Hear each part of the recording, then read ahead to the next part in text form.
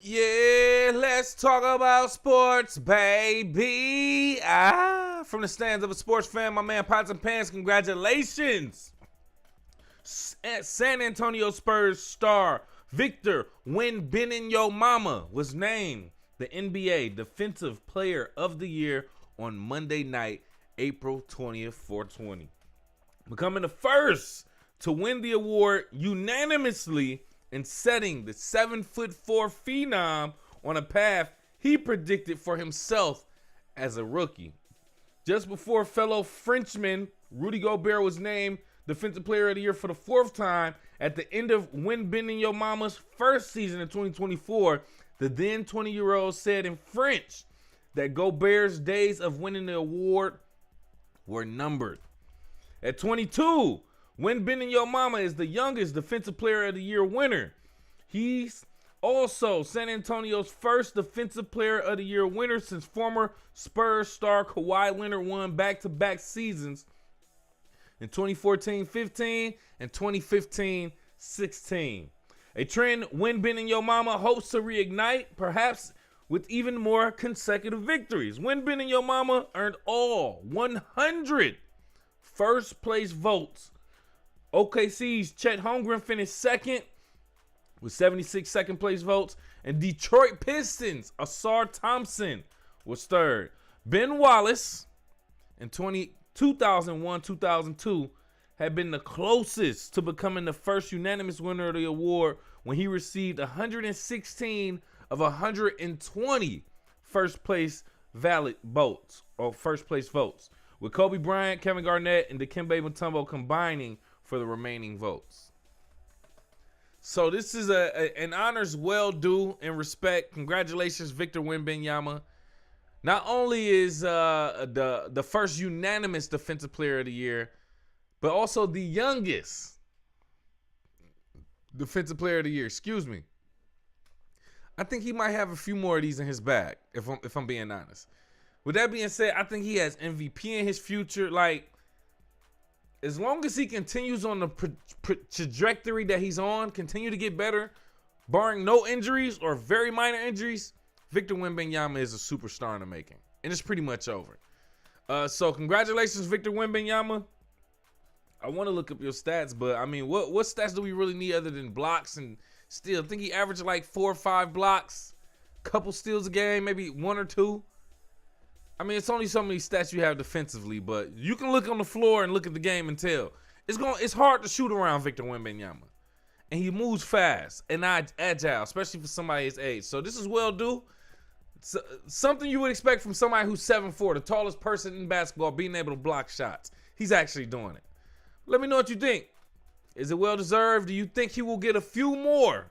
Or do you think he's just going to dominate and just take who else is going? Who's a better defenseman than Victor Wembanyama? Let me know what you think. Go off in the live chat in the comments.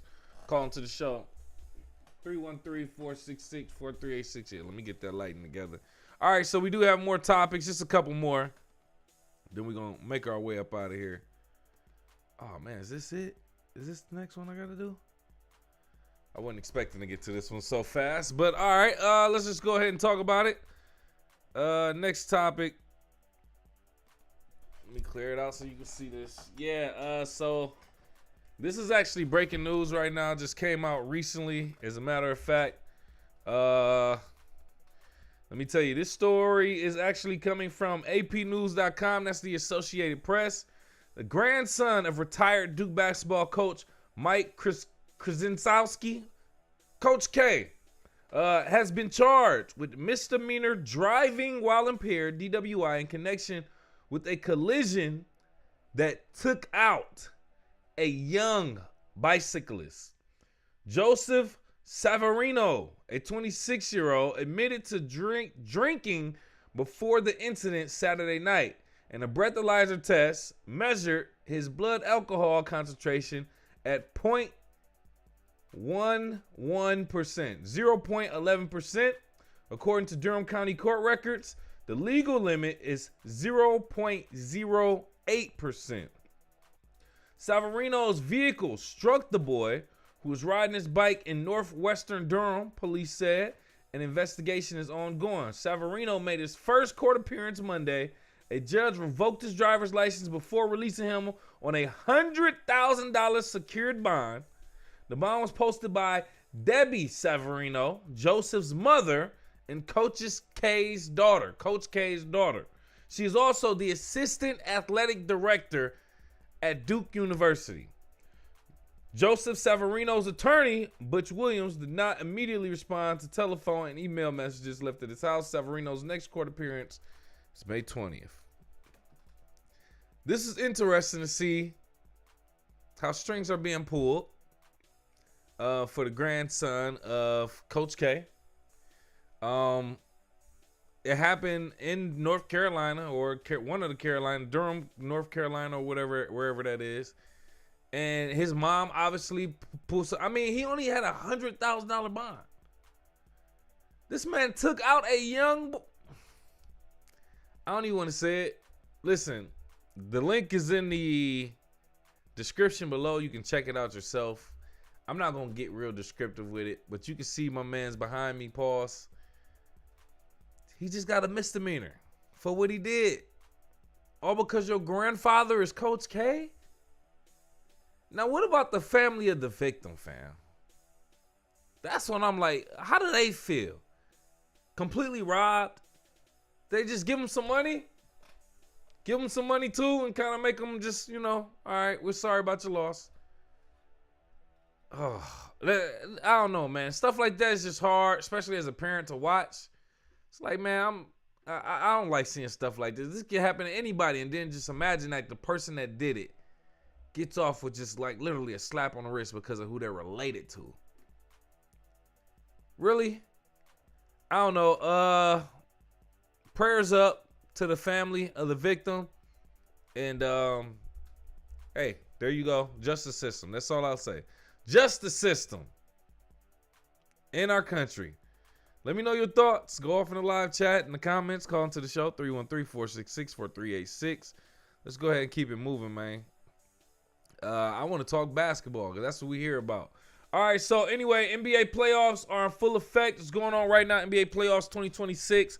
As a matter of fact, I was just sitting up watching a couple games. The game that's on right now as we speak, Minnesota versus Denver. They are in Denver right now. Denver's the number 3 seed versus Timberwolves number 6 seed. Now, right now, Denver has the series lead 1-0. Just for a little bit of background and context, the Denver Nuggets are 8-0 when they lead a series 2-0 to start it off. So if they lead a series 2-0, they're going to close it out, at least within the last 8 series in the playoffs that they've been in. Minnesota, any playoff in the last 8 playoff series, if they go down 0-2, then they lose the series. They have a history of that in the last 8 series they've been in. So this game is extremely critical in deciding which way it's going to go. And as of right now, Minnesota is down about 10, 11 points. So we'll keep up with that. But that's just going on right now. You can see on the green screen behind us, this is the up-to-date ballot, I guess you could say, minus technically tonight's games that just happened on Monday, April 20th, 2024, 2026. I'm tripping. But anyway, getting into the current bracket and everything that happened. Number 1 Pistons versus the number 8 Magic. Orlando leads 1-0. I'm not going to lie, this happened yesterday or this happened the other day. Extremely heartbroken, I'm not going to lie. Pistons, they let the Orlando Magic come to Little Caesars Arena and win. An 8th seed, fam. A lot of people have been dogging the Pistons, saying they don't think like they're a legitimate number 1 seed anyway. What does that say about the East in general? Everybody had 82 games to be in their seeding, and the Pistons had the best one in the East. So what does that say about the East? If don't nobody, you know what I'm saying? I feel like the whole East is up for grabs then. Every team in the entire East can get beat, if you ask me personally. But that's neither here nor there. Maybe that's coming from a salty Pistons fan, but it is what it is. Orlando stole one in Detroit. I have all faith that Detroit can close out the series. Just got off to a rocky start. It's unfortunate, but I think they're going to light a fire under the Pistons. But let me know what you think. Cavaliers versus Raptors. Cleveland lead 2-0. They just got the lead tonight. They got the second win tonight. Cleveland did. Didn't watch that game, but they did what they were supposed to do. They were in Cleveland first 2 games, and they closed it out at home 2-0. So they did what they were supposed to do. You know who did not do what they were supposed to do? The New York Knicks. Number 3 Knicks just took an L to the number 6 Hawks to tie the series. The Hawks tied the series 1-1 in New York on the road. Now, New York had to lead the majority of the game since like the first quarter or maybe early second quarter. The lead the whole game until the fourth quarter. CJ McCollum going off. They can't stop CJ McCollum. Tying the game, taking the lead, going crazy. But it came down to New York being down by 1 point, 107-106. They get a ball. New York inbounds the ball. It's like 4 seconds left, whatever. Mikal Bridges comes down. I believe he gets the ball. He has plenty of space and time to literally drive to the basket.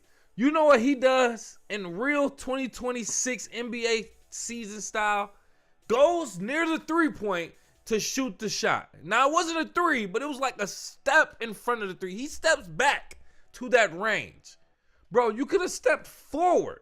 He stepped back towards a 3 to shoot that and misses it. New York loses at home in the Garden. Atlanta ties the series 1-1. Well-deserving, Atlanta. Like, you live by the 3, you die by. Now, well, I know that technically wasn't a 3, but it might have well have been a 3, bro.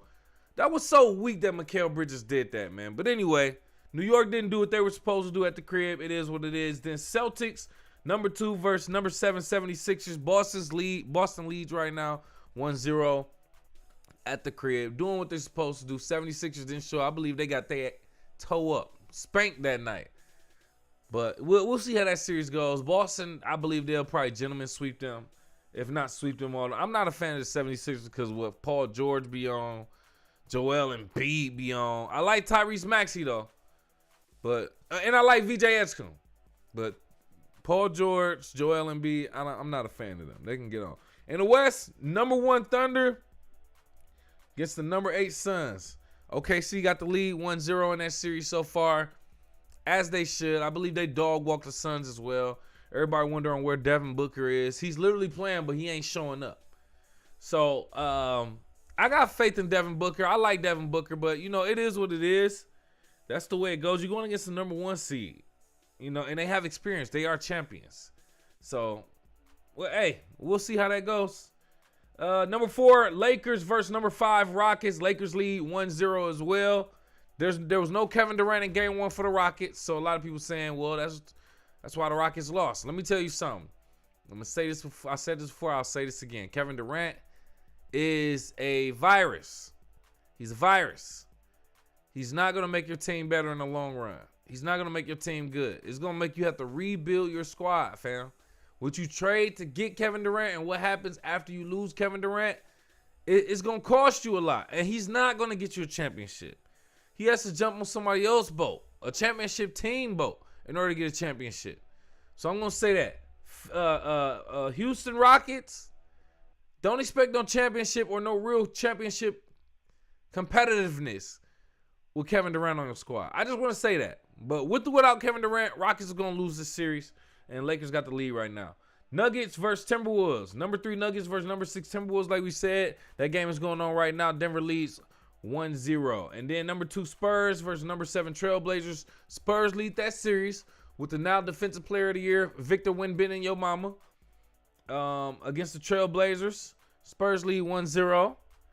I believe, I think Spurs can go ahead and just sweep the they can lead, sweep Portland Trailblazers. They can go ahead and get them up out of there. Just make that quick and painless. Just in that. See, the real guess right now is who's gonna sweep and where's the upset gonna come? Where are the sweeps gonna come? How many are gonna happen? And where's the upset? Now, a lot of people will automatically probably say the Pistons and Orlando Magic is gonna be where the upset's gonna happen. I don't think so, actually. I think an upset is gonna come from somewhere else, and if anywhere, I would probably say maybe New York. Or I'll say New York or possibly Minnesota. possibly Minnesota. Can I get this out the way? Let me get this out the way. Then we got Spurs and Trailblazers. That's a done deal. And the 76ers and Celtics. Yeah, that's a done deal. So I'll either say upset can come from the Minnesota and Nuggets game, or I would say the Knicks in the Atlanta series.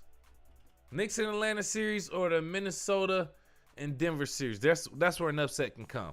As far as a sweep, I'll give it to the Thunder Suns, or I'll give it to the Celtics in the East. Actually, I think the Spurs can sweep too. I think the Spurs can sweep, the Thunder can sweep, and if I had to choose somebody in the East, I'd say the Celtics sweeping the 76ers. That's what I'm going with right now. Those are my predictions. Let me know what you think. Go off in the live chat in the comments. Call into the show 313-4. That's all I really got for you. I ain't gonna lie. We just want to hop on here real quick with some quick updates. Congratulations to Victor Wembanyama for getting his Defensive Player of the Year and predicting this as well. He said he called this out, called game, knew he was going to be the best in the game. He said Ben knew that. Y'all Americans don't even know what y'all talking about for real, for real. I think he said something like that in French, something like that. If you got this far in the video, hit that like button, hit the subscribe button, hit the share button. Tell a friend to tell a friend. If you're on the East Coast rocking with me and you live, man, appreciate that because we going all the way until midnight. Not for real. I'm about to get up out of here right now. But appreciate the content. Appreciate you kicking with KCMC from the stands of a sports fan. We up out of here. Peace.